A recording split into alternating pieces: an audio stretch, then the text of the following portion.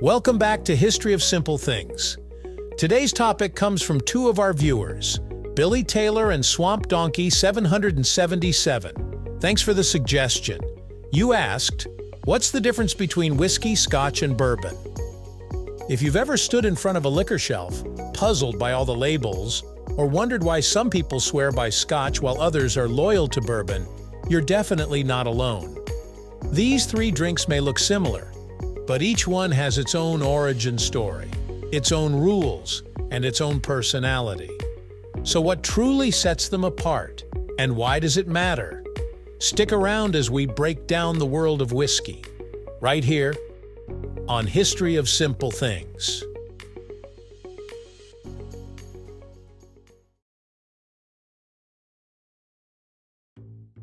Let's start with the broadest term, whiskey.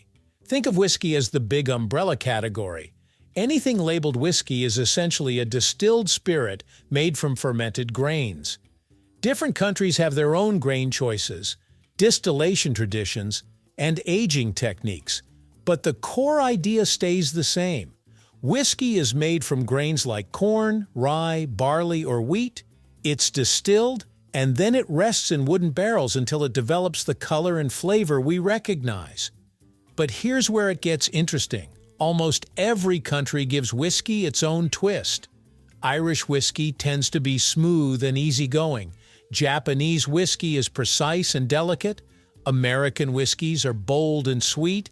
And Canadian whiskey is often light and mellow.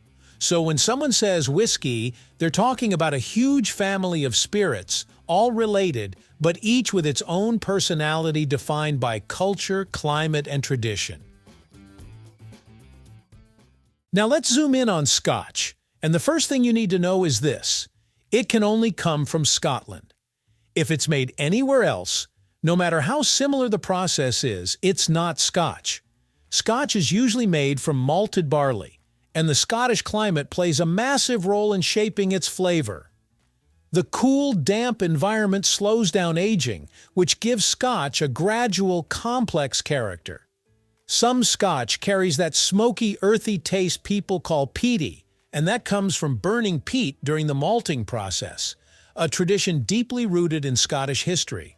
But not all Scotch is smoky. Some are fruity, floral, or malty, depending on where they're from. The Highlands, the Lowlands, Islay, Speyside, each region adds its own accent. Another key point, Scotch must be aged for at least 3 years in oak barrels. And because Scots are serious about their heritage, the rules are incredibly strict. So yes, Scotch is whiskey, but it's whiskey with very specific requirements and a strong cultural identity. Next up, bourbon. If Scotch is the rule-following traditionalist, bourbon is the bold, sweet, all-American cousin. Bourbon is legally defined in the United States, and to qualify, it must be made from a mash that's at least 51% corn. This high corn content is what gives bourbon its signature sweetness. Unlike Scotch, which uses older barrels, bourbon must be aged in new charred oak barrels, which infuse deeper caramel, vanilla, and toasty notes into the drink. Bourbon can be made anywhere in the U.S., but it's most famously associated with Kentucky, where the water, climate, and long history of distilling shaped its identity. Another distinct rule: nothing can be added besides water. No flavoring, no coloring, just pure whiskey aged in fresh barrels until it transforms into that rich amber drink we all recognize. So while Scotch leans earthy and complex, bourbon leans warm, sweet, and full-bodied, shaped by corn, climate, and American tradition. Here's where the differences become real. Take a sip of Scotch, and depending on the type, you may notice smoky peat, dried fruit, honey, or malt. It often has a drier, more layered flavor profile, sometimes with a bit of brine if it comes from coastal regions like Islay. Bourbon, on the other hand, hits you with rounded sweetness, caramel, brown sugar, vanilla, and those deep notes from charred oak. It feels fuller, richer, and sometimes heavier. Regular whiskey can fall anywhere between the two, depending on where it's made and which grains are used. An Irish whiskey may be smooth and approachable, while a rye whiskey from the US might be spicy and punchy. So even though these drinks look similar in a glass, the taste tells a different story every time. Choosing between whiskey, Scotch, and bourbon comes down to what kind of experience you enjoy. If you like exploring deep, complex flavors that unfold slowly, Scotch might be your best friend. If you prefer something sweeter and more comforting, bourbon gives you that warm, rich profile that's easy to enjoy even for beginners. And if you want variety, General Whiskey opens the door to countless styles from around the world. There's no right answer, just what your taste buds lean toward. And because each of these spirits has centuries of history behind it, trying them becomes a small journey through culture and craftsmanship.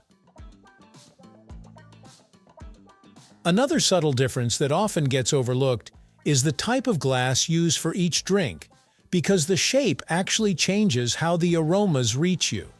Scotch is usually enjoyed in a tulip-shaped glass that concentrates the scent, helping you pick up its delicate layers. Bourbon, with its sweeter and heavier aroma, is often served in a wider glass that lets the bold notes open up. And General Whiskey, depending on the style, can be sipped from almost anything, from a tumbler to a tasting glass. It's not about rules as much as maximizing the flavor. Just a slight change in the glass can make the same whiskey taste smoother, richer, or more expressive, adding another layer to appreciating these spirits.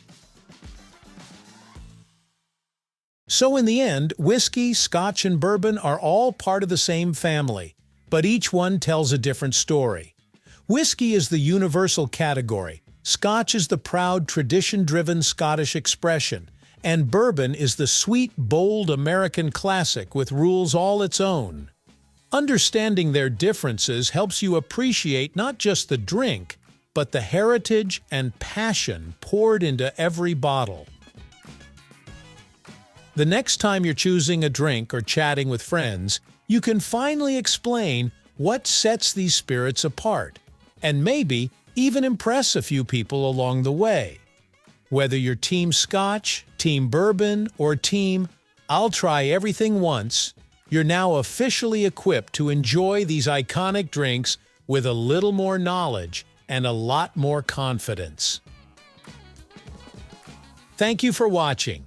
If you have suggestions for our next video, feel free to share them in the comments below. We'll be sure to give you an acknowledgement for your contribution. If you enjoyed this video, please check out our other bingeable channels. Thank you for joining us on this journey through the history of simple things. Don't forget to like, subscribe, and stay tuned for more stories woven through the smallest details.